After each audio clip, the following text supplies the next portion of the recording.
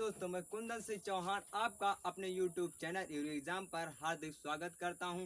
यह दोस्तों आप हमारे चैनल पर नए हैं तो हमारे चैनल को सब्सक्राइब कर लीजिए ताकि आने वाले समस्त वीडियो की नोटिफिकेशन आप तक पहुंचती रहे। आज दोस्तों हम बात करेंगे मोशन ऑफ अर्थ, जिसमें हम जो सेगमेंट चल रहा था प्रॉपर तरीके से मैंने जीरो लेवल से स्टार्ट की है जियोग्राफी, जिसमें आप जाकर जो यदि आप हमारी वीडियो नहीं देखें तो डिस्क्रिप्शन में जाकर आप देख सकते हैं। और आज हम बात करेंगे मोशन ऑफ अर्थ के बारे में। दोस्तों मोशन ऑफ अर्थ के बारे में हम बात करेंगे। तो दोस्तों हम बात करेंगे पृथ्वी की गति, मोशन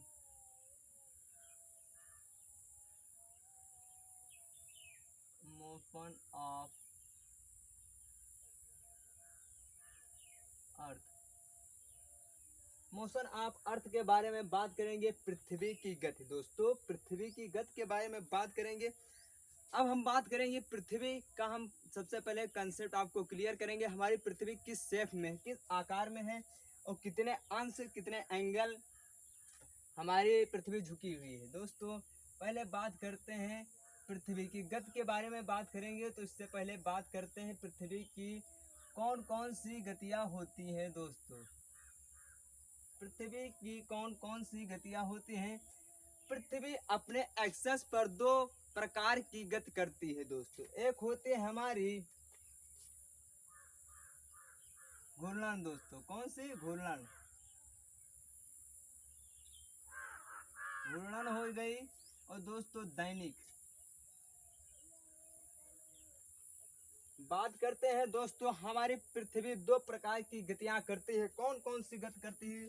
तो बात करते हैं हमारी पृथ्वी दो गति करती है। सबसे पहले हमारी पृथ्वी दो गति करती है। दोस्तों कौन सी? एक हो गई हमारी दोस्तों घूर्णन। कौन सी दोस्तों? घूर्णन। घूर्णन गति हो गई। एक दोस्तों हो जाएगी हमारी दैनिक, इसे अन्य नाम से जाना जाता है दैनिक। दैनिक दैनिक मतलब हमारे प्रतिदिन, जो हमारी पृथ्वी होती प्रतिदिन गति करती है, घूर्णन करती है। और इसे दोस्तों बात करते हैं, इसे तो बोलते हैं दोस्तों परिभ्रमण। दोस्तों क्या दोस्तों? परिभ्रमण। परिभ्रमण दोस्तों परिभ्रमण, घूर्णन गति, दैनिक गति और दोस्तों परिभ्रमण गति। अब दोस्तों बात करेंगे परिक्रमण। अब ये दोस्तों कौन सी दूसरे गति हो जाएगी? परिक्रमण गति हो जाएगी, या दोस्तों इसे वार्षिक गति भी कहते हैं। क्या दोस्तों? वार्षिक गति। वार्षिक गति। वार्षिक गति। वार्षिक गति क्यों कहते हैं? क्योंकि दोस्तों ये वर्ष में एक बार होती है। परिक्रमण मतलब अपने, इसे इंग्लिश में बात करते हैं तो इससे दोस्तों अपनी कक्षा में दोस्तों ये गति करती है, कक्षागत ऑर्बिट में। दोस्तों ऑर्बिट में, किसमें? ऑर्बिट में। तो इसे रेवोल्यूशन बोलते हैं। रेवोल्यूशन। क्या दोस्तों? रेवोल्यूशन। रेवोल्यूशन। रेवोल्यूशन मतलब जब अपनी कक्षा में पृथ्वी अपनी सूर्य के चारों ओर एक सेंटर मानकर, मतलब केंद्र है, केंद्र में हमारे ब्रह्मांड के केंद्र में सूर्य है, तो अपनी कक्षा में मतलब सारे जो उपग्रह होते हैं दोस्तों रेवोल्यूशन। रेवोल्यूशन बोलते हैं इंग्लिश में, परिक्रमण बोलते हैं हिंदी में, या वार्षिक गति बोलते हैं। अब बात करते हैं घूर्णन को इंग्लिश में क्या कहते हैं दोस्तों, तो इसे बोलते हैं रोटेशन। क्या बोलते हैं? रोटेशन। रोटेशन बोलते हैं। अब इसे एक्सेस पर क्यों? अब दोस्तों घूर्णन को बोलते हैं इंग्लिश में एक्सेस पर या रोटेशन। अब एक्सेस की बात करते हैं तो आप बचाया होगा लट्टू ही अपनी एक्सेस पर, इसका सिंपल उदाहरण है। या हम आपको बताना चाहें तो ये मार्कर हमारा है, ये हम इसे हम रोटेट करा रहे हैं या इसे घुमा रहे हैं, तो एक अक्ष के एक ही सेंटर पर ये घूम रहा है।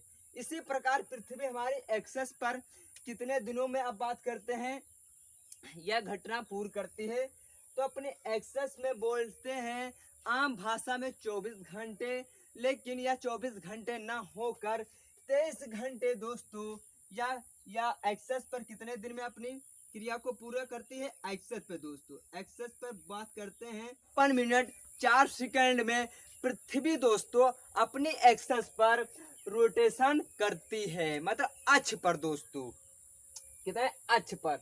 अब बात करते हैं रिवोल्यूशन के बारे में बात करते हैं, तो यह प्रक्रिया दोस्तों कितने दिन में पृथ्वी हमारी पूर्ण करती है। तो दोस्तों 300 कितने दोस्तों 365 डेज, कितने दोस्तों 365 डेज, और दोस्तों 365 डेज 56 48 मिनट 5 घंटे 48 मिनट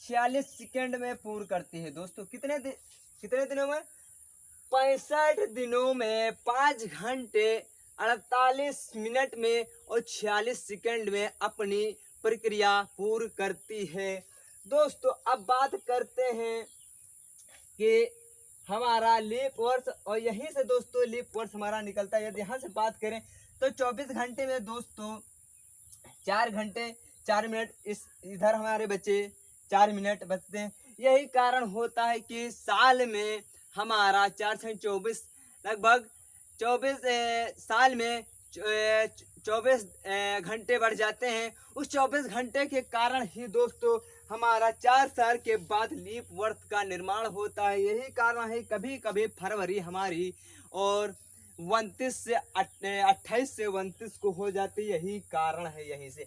अब बात करते हैं शेप के बारे में, इस पृथ्वी का आकार कैसा है और अपने एंगल पर दोस्तों या कितने डिग्री झुकी हुई है। यह हम बताने से पहले आपको बताए थे कि हम शेप आकार के बारे में सब जितनी परिघटनाएं पृथ्वी की होंगी उनके बारे में हम बात करेंगे दोस्तों, क्योंकि अब हम बात आपसे करते हैं कि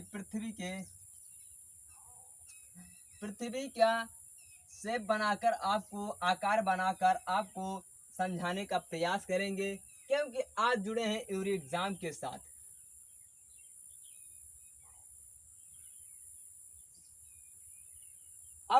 अब दोस्तों बात करते हैं आकार के माध्यम से समझने का प्रयास करते हैं दोस्तों। तो हमारी पृथ्वी 23 डिग्री दोस्तों अपने एक्सेस पर झुकी है दोस्तों। कितने डिग्री, यही कारण है जब ग्लोब हम लेते हैं तो ऐसे हमें झुके हुए एंगल में मिलता है, यही कारण है दोस्तों। कितने डिग्री, 23.5 डिग्री दोस्तों। अब बात करते हैं दोस्तों 23.5 डिग्री हमारी पृथ्वी झुकी है, कितने एंगल, 23.5 डिग्री।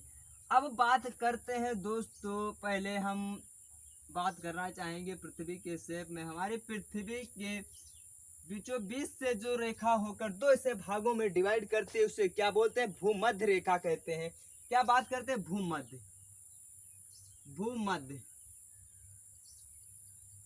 रेखा कहते हैं। भूमध्य रेखा को ही हम विषुवत रेखा कहते हैं। क्या दोस्तों, विषुवत रेखा कहते हैं। अब बात करते हैं पृथ्वी के कितना एंगल हमारी पृथ्वी झुकी हुई है दोस्तों। अब बात करते हैं पृथ्वी हमारी कितने एंगल दोस्तों झुकी है, तो 23.5 डिग्री। कितने दोस्तों, 23.5 डिग्री। कितने, 23.5 डिग्री हमारी पृथ्वी झुकी हुई है। अब बात करते हैं इस झुकाव को अक्षीय झुकाव बोलते हैं। अक्षीय झुकाव बोलते हैं। क्या बोलते हैं, झुकाव, अक्षीय झुकाव बोलते हैं। और दोस्तों अब अक्षीय झुकाव बोलते हैं जो ये हमारा फेस पार्ट्स हमारा रह गया, इसे क्या बोलते हैं, इस झुकाव को क्या बोलते हैं, तो दोस्तों इसे कक्षीय झुकाव बोलते हैं। अपने कक्ष पर पृथ्वी कितनी झुकी है, तो 66.5 डिग्री। कितना दोस्तों, 66.5 डिग्री झुकी है। कितना, कक्षीय झुकाव में।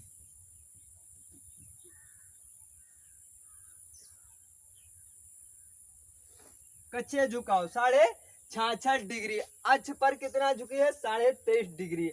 अब बात करते हैं पृथ्वी हमारी किस दिशा में मोशन करना स्टार्ट करती है, तो पश्चिम से पूर्व की ओर हमारी पृथ्वी मूवन करती है या रोटेट करती है। क्या किस किस किस तरफ से दोस्तों? पश्चिम से पूर्व की ओर दोस्तों। क्या दोस्तों? पूर्व से पश्चिम की ओर। यही कारण होता है कि पृथ्वी जब अपना रोटेशन 24 घंटे में पूर्ण करती है अपनी एक्सेस पर दोस्तों, या दैनिक, इसी को दैनिक रोटेशन घूर्णन बोलते हैं।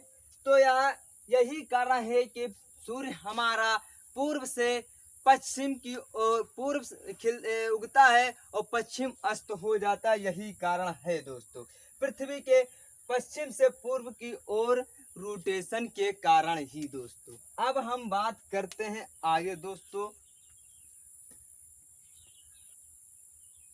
और थोड़ा बात करने का प्रयास करते हैं। तो दोस्तों हमारी पृथ्वी जो रोटेशन करती है, ये कितने गति से करती है दोस्तों? रोटेशन की बात करते हैं दोस्तों, तो रोटेशन की बात करते हैं तो हमारी पृथ्वी कितनी गति से करती है? तो दोस्तों हमारी पृथ्वी फिगर के माध्यम से फिर समझाने का प्रयास करेंगे। 23.5 डिग्री क्या है दोस्तों? अक्षीय झुकाव है। ये हमारा दोस्तों क्या हो जाए? कक्षीय झुकाव। 66.5 डिग्री दोस्तों, 66.5 डिग्री है। अब बात करते हैं रोटेशन की, बात करते हैं अपने एक्सेस पर कितनी गति से रोटेट करते हैं। क्या दोस्तों? रोटेशन की बात करते हैं। रोटेशन की बात करते हैं तो दोस्तों 1670 किलोमीटर प्रति घंटे की रफ्तार से हमारी पृथ्वी अपने एक्सेस पर रोटेट कर रही है। क्या मतलब? रोटेट कर रही है। किस प्रकार से? जिस प्रकार से लिट्टू रोटेट करता। अब रिवोल्यूशन की बात करते हैं, आप सूर्य के चारों ओर कितनी गति से रिवोल्यूशन करती है अपनी ऑर्बिट में, कक्षा में दोस्तों। तो कक्षा में दोस्तों सपोज डेट ये हमारा सूर्य है दोस्तों, ये इसकी कक्षा है किसकी? पृथ्वी की दोस्तों। तो अपने ये दोस्तों ऑर्बिट में 7000 किलोमीटर प्रति घंटे की रफ्तार से दोस्तों ये ऑर्बिट में गति करता है। क्या करता है? रिवोल्यूशन करता है। क्या करता है? पृथ्वी हमारी अपने रिवोल्यूशन करती है ऑर्बिट में। कितनी गति से? 1,70,000 दोस्तों किलोमीटर प्रति घंटे की रफ्तार से। कौन? पृथ्वी। अब हम बात करते हैं आगे दोस्तों। अब दोस्तों हम बात करेंगे आपसे हमारा सूर्य कब पृथ्वी के अधिकतम होगा और कब दूर होगा, इस परिघटना को क्या बोलेंगे। और आप जुड़े रहिए यूरी एग्जाम के साथ। पूरा जियोग्राफी हमारा प्रयास है विधिवत रूप से आपको विस्तार रूप से बताना, और कोई भी परीक्षा की दृष्टि से कोई भी ऑब्जेक्टिव आपका छूट कर ना जाए दोस्तों। तो हम बात करते हैं किसके बारे में? ये दोस्तों हमारे सूर्य का ये फिगर के माध्यम से बात करते हैं। तो दोस्तों हमारे ब्रह्मांड में सूर्य क्या है? बीचों बीच में है दोस्तों। क्या है दोस्तों? बीचों बीच में है। ये मान लो सूर्य है दोस्तों ब्रह्मांड में सबसे बीच। अब बात करते हैं 3 जनवरी को दोस्तों, हमारा 3 जनवरी को सूर्य सबसे पृथ्वी के नजदीक होता है दोस्तों। क्या होता है? 3 जनवरी को। क्या दोस्तों? 3 जनवरी को हमारा सूर्य सूर्य पृथ्वी के नजदीक होता है, कितना नजदीक होता है?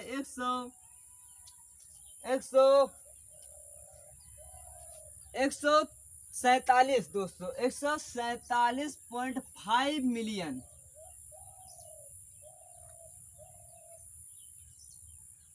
क्या दोस्तों? 147.5 मिलियन, 147.5 मिलियन किलोमीटर। कितना दोस्तों? किलोमीटर होता है। कितना? 147.5 मिलियन 147.5 मिलियन किलोमीटर नजदीक होता है। क्या दोस्तों? नजदीक होता है। उस परिघटना को क्या कहते हैं? जियोग्राफी भाषा में उसे अपसौर बोलते हैं। क्या दोस्तों? अपसौर, अपसौर बोलते हैं। आपसे यदि पूछे अपसौर की परिघटना क्या कहलाती है, तो जब पृथ्वी हमारी सबसे नजदीक होती है, उसे सूर्य हमारा सबसे नजदीक पृथ्वी के होता है, उसे अपसौर बोलते हैं। जब सूर्य हमारा पृथ्वी से दूर होगा, क्या दोस्तों? जब 152.6 दोस्तों, 152.6 दोस्तों, 152.6 मिलियन किलोमीटर दोस्तों, 152.6 मिलियन किलोमीटर दूर होगा। कब होगा दोस्तों? तो 4 जुलाई को क्या होगा दोस्तों? 4 जुलाई को पूछेगा सूर्य सबसे, जो यहाँ से ऑब्जेक्टिव निकल कर आएगा, पूछेगा सूर्य पृथ्वी के सबसे दूर किस डेट को होता है? तो 4 जुलाई को दोस्तों। इस परिघटना को अपसौर बोलते हैं दोस्तों। क्या बोलते हैं? अपसौर, अपसौर बोलते हैं। ये दोस्तों सबसे दूर होगा, ये दोस्तों दूर होगा, ये होगा नजदीक, नजदीक। ठीक दोस्तों, अब हम बात करेंगे कि पृथ्वी के मौसम से सूर्य ग्रहण और चंद्र ग्रहण कैसे होता है दोस्तों। अब बात करते हैं दोस्तों चंद्र ग्रहण सूर्य ग्रहण से पढ़ने से पहले आपको हम ये बता दें, थोड़ा आपको चंद्रमा के बारे में बता देते हैं दोस्तों। चंद्रमा के बारे में जो बेसिक ऑब्जेक्टिव बनने वाले हैं, उनको हम बातें कर लेते हैं। किसके? चंद्रमा या मून के बारे में दोस्तों। क्या दोस्तों? मून के बारे में।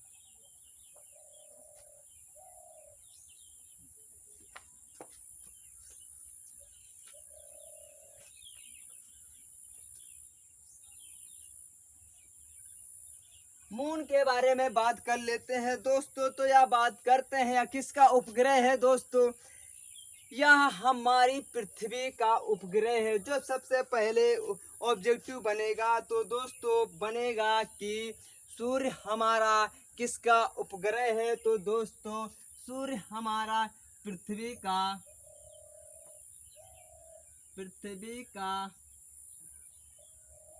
उपग्रह है। क्या दोस्तों? उपग्रह है। अब बात करते हैं दोस्तों, यह सूर्य का पृथ्वी का उपग्रह है, तो यह पृथ्वी से कितनी दूरी पर है दोस्तों? क्या बात करते हैं? पृथ्वी से कितने दूरी पर है दोस्तों? बात करते हैं। तो दोस्तों पृथ्वी से 3.84 लाख किलोमीटर की दूरी पर है। क्या है? इसके बीच, चंद्रमा और पृथ्वी के बीच की दूरी दोस्तों कितनी है? 3.84 लाख किलोमीटर है दोस्तों। अब बात करते हैं कि इसके प्रकाश कैसे दोस्तों पृथ्वी पर कितने समय में आता है दोस्तों। क्या बात करते हैं? पृथ्वी पर चंद्रमा का प्रकाश कितने समय लेता है आने में? प्रकाश की बात करते हैं तो 1.3 दोस्तों 1.34 सेकंड लेता है। कितना दोस्तों? 1.34 सेकंड लेता है। कितना लेता है? 1.34 सेकंड लेता है पृथ्वी सूर्य से, सॉरी दोस्तों, चंद्रमा से पृथ्वी तक चंद्रमा का प्रकाश आने में जो टाइम लेता है दोस्तों, तो 1.34 सेकेंड लेता है दोस्तों। अब बात करते हैं दोस्तों इसका व्यास के बारे में बात करते हैं। इसका व्यास के बारे में बात करते हैं तो बात करते हैं ये इसका व्यास कितना है, किसका, चंद्रमा का व्यास कितना है दोस्तों, तो इसके बारे में हम बात करते हैं। तो दोस्तों इसका व्यास की बात करते हैं, डाया की बात करते हैं तो दोस्तों कितना है, 3476 किलोमीटर दोस्तों। कितना है, 3476 किलोमीटर है। कितना है दोस्तों, 3476 किलोमीटर है। कितना, चंद्रमा का व्यास बोले तो कितना है दोस्तों, जो ऑब्जेक्टिव बनेगा कि चंद्रमा का व्यास निम्न में से किसका है, यहाँ से ऑब्जेक्टिव इस प्रकार से बनेगा, कितना होता है, तो 3476 किलोमीटर होता है। अब बात करते हैं यार पृथ्वी की तुलना में कितना गुना भारी है या कितना गुना हल्का है। कितना भारी, पृथ्वी की तुलना में कितना है दोस्तों भारी,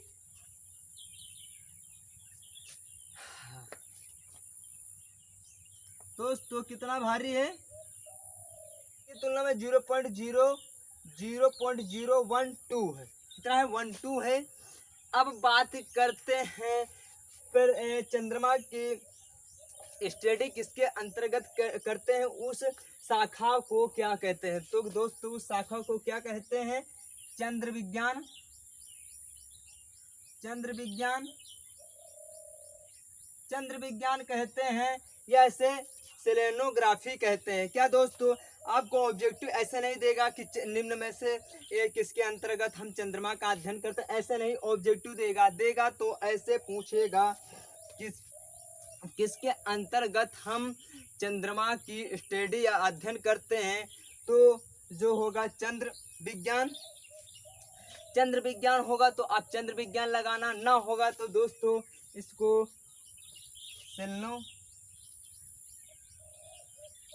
सेलेनोग्राफी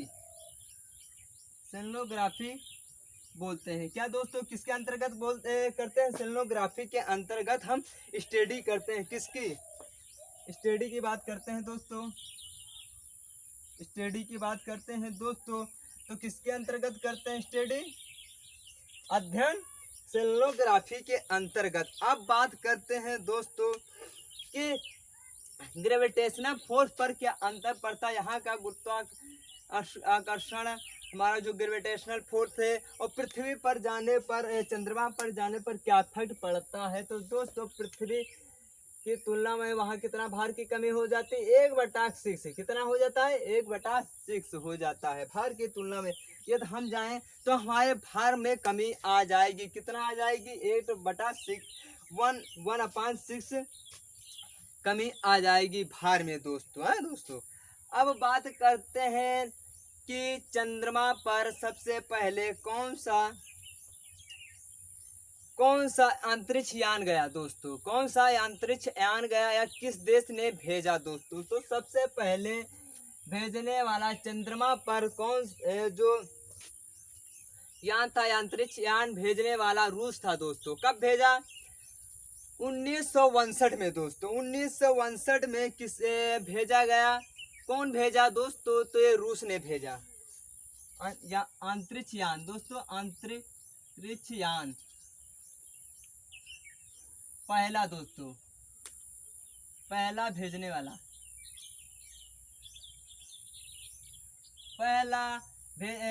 पहला अंतरिक्ष यान भेजने वाला दोस्तों कौन सा देश है, रूस। कौन सा दोस्तों भेजा है अंतरिक्ष यान, तो लूना सेकेंड दोस्तों, सेकेंड भेजा। किस सन में दोस्तों, तो 1962 ईस्वी में रूस ने पहला अपना लूना नामक अंतरिक्ष यान पृथ्वी चंद्रमा पर उतारा दोस्तों, भेजा।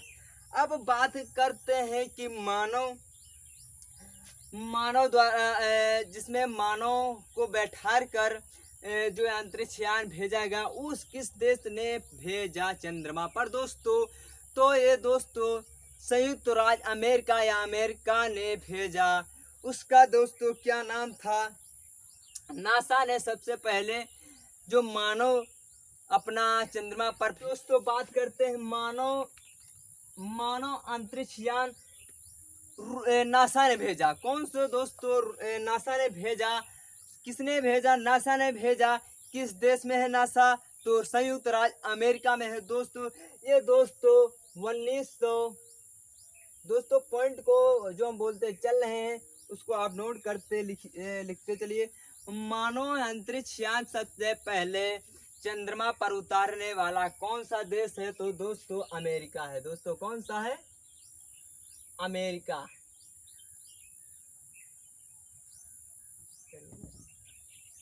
अमेरिका है दोस्तों। कब दोस्तों भेजा, तो 1969 ईस्वी में दोस्तों। कौन सा भेजा, तो अपोलो सेकेंड भेजा दोस्तों। अपोलो सेकेंड भेजा। और पहला कौन सा व्यक्ति था जो दोस्तों किसने भेजा, नासा ने, अमेरिका ने भेजा नासा के थ्रू। किसके थ्रू, नासा के थ्रू 1969 ईस्वी में अपोलो सेकेंड भेजा, जिसमें पहला अमेरिकन व्यक्ति था नील आर्मस्ट्रांग, जो चंद्रमा पर पहला पैर रखने वाला व्यक्ति बना विश्व का दोस्तों। ठीक, अब हम बात करते हैं चंद्र ग्रहण के बारे में और सूर्य ग्रहण के बारे में हम बात करने का आपसे प्रयास करेंगे। जुड़े रहिए यूरी एग्जाम के साथ। अब हम बात करेंगे दोस्तों सूर्य ग्रहण के बारे में दोस्तों। क्या हम किसके अंतर्गत पढ़ रहे हैं, मोशन ऑफ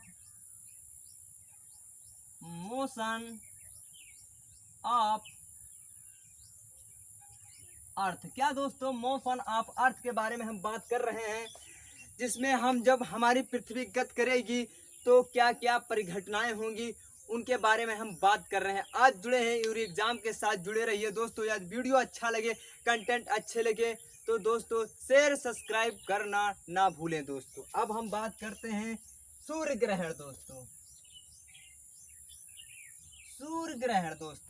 अब हम बात करते हैं दोस्तों सूर्य ग्रहण के बारे में दोस्तों। क्या बात करते हैं, ये हमारा दोस्तों सूर्य है, ये हमारा चंद्रमा है दोस्तों, ये हमारा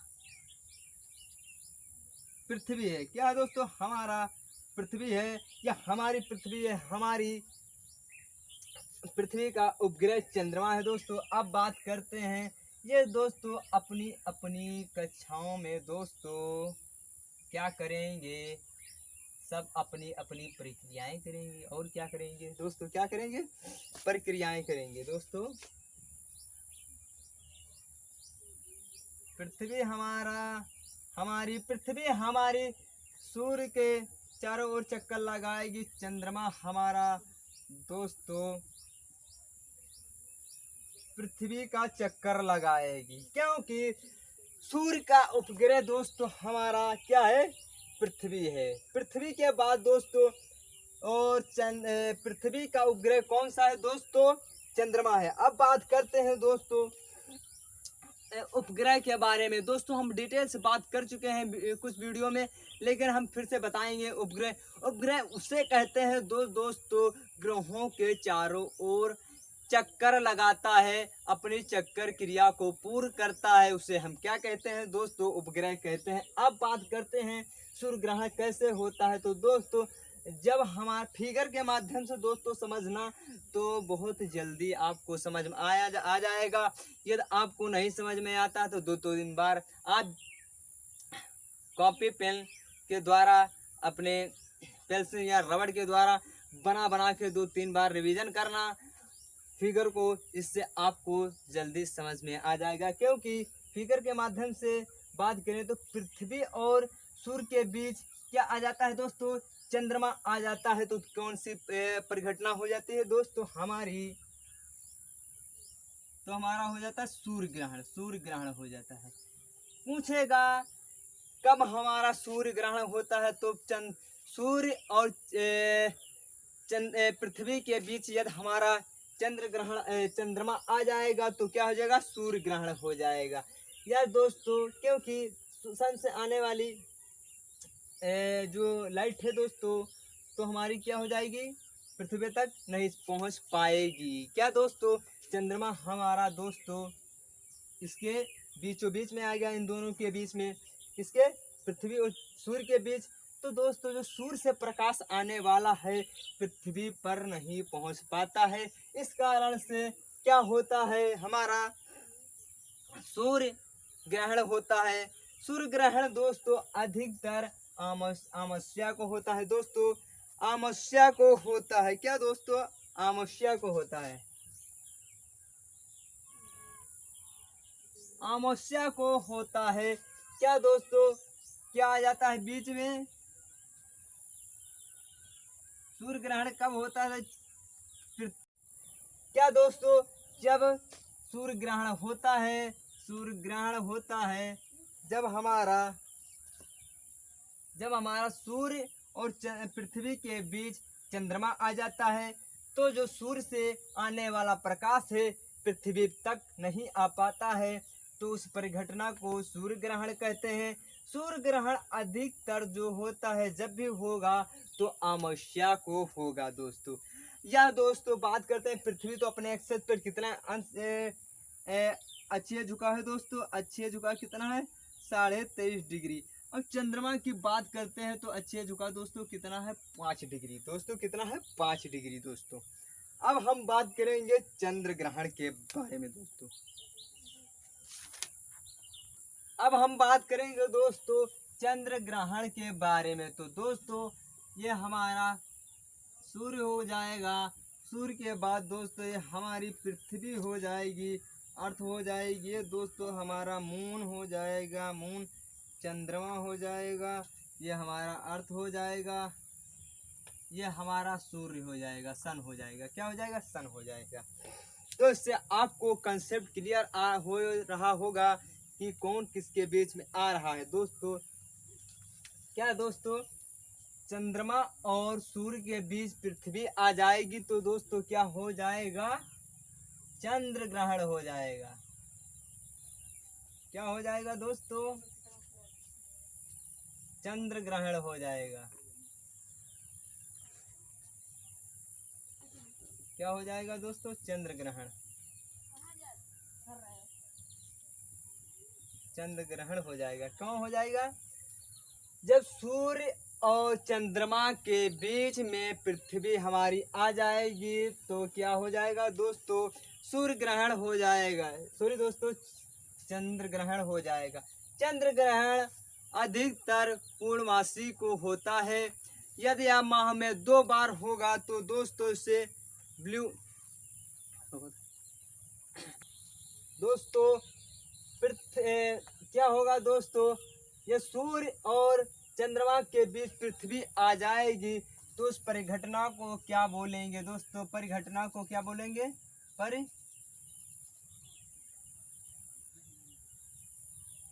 परिघटना को क्या बोलेंगे, चंद्र ग्रहण। चंद्र ग्रहण बात करें तो जो सदैव जो होगा दोस्तों, चंद्र ग्रहण सदैव पूर्णमासी को होता है या पूर्णिमा को होता है दोस्तों, पूर्णिमा को होता है। किसको होता है, पूर्णिमा को, सदैव सदैव। यदि यह परिघटना माह में 2 बार होती है तो ब्लू मून कहते हैं। इस परिघटना को क्या बोलते हैं, ब्लू मून। माह में दोस्तों यह परिघटना यदि माह में 2 बार हो रही है, क्या दोस्तों, माह में 2 बार दोस्तों क्या हो रही है, 2 बार होती है तो दोस्तों क्या कहते हैं, ब्लू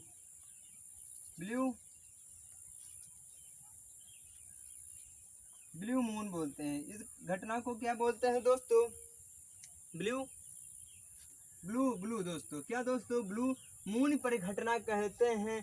यह पूछेगा ऑब्जेक्टिव में कि ब्लू मून परिघटना किसे कहते हैं तो दे देगा माह में 3 बार चंद्र ग्रहण, माह में 4 बार चंद्र ग्रहण, माह में 5 बार चंद्र ग्रहण या माह में 2 बार चंद्र ग्रहण। तो आप दोस्तों क्या टिक करेंगे, 2 बार। क्या होता है, जब हमारी जो पृथ्वी हमारे सूर्य और चंद्रमा के बीच आ जाता है तो चंद्र ग्रहण होता है। यह सदैव पूर्णमासी को होता है दोस्तों। और दोस्तों, और जब माह में 2 बार होगा तो उसे ब्लू मून परिघटना कहते हैं। दोस्तों फिर मिलेंगे एक नई वीडियो के साथ, तब तक दीजिए इजाज़त कुंदन सिंह चौहान को। जय हिंद। यदि आपको हमारा वीडियो दोस्तों अच्छा लगे तो शेयर सब्सक्राइब करना न भूलें। तब तक फिर मिलेंगे एक नई वीडियो के साथ, तब तक के लिए दोस्तों जय हिंद।